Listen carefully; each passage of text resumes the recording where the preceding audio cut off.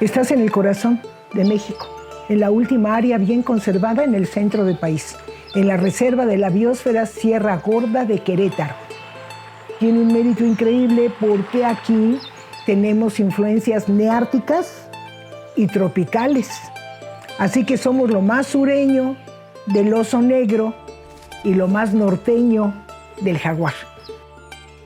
Somos un tesoro del patrimonio natural de México. Grupo Ecológico tiene 36 años de estar operando formalmente.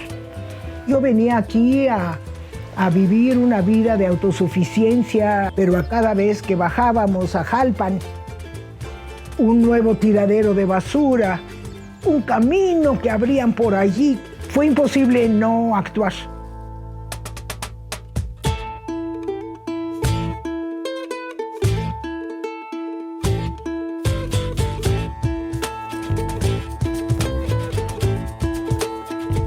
Empezamos en el año de 97, haciendo educación ambiental, llevando arbolitos a las comunidades, organizando campañas de limpieza. Empezamos a conectar a los maestros, a las autoridades locales. Y así, sembrado desde la raíz, construido de abajo hacia arriba, ha sido el trabajo del Grupo Ecológico. Pues hoy día en Sierra Gorda somos un modelo de conservación participativa.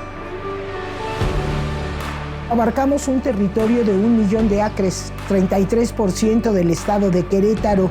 Tenemos una red de reservas privadas. También incursionamos muy fuerte en el manejo regenerativo de suelos, en el pastoreo planificado, en la producción de alimentos y también turismo para desarrollar oportunidades económicas para mis socios locales, porque ellos son los dueños de esa belleza escénica. Prácticamente toda mi vida he estado en este ambiente. En Sierra Gorda se ha logrado bastante avance, ya son 30 años de estar haciendo educación ambiental, pues ya ves el efecto, ¿no?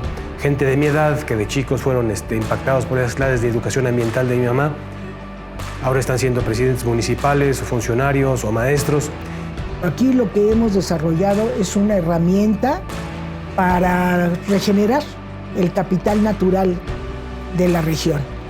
Es otro boleto trabajar cuando tu trabajo tiene un sentido de causa y cuando esa causa te llena tan profundamente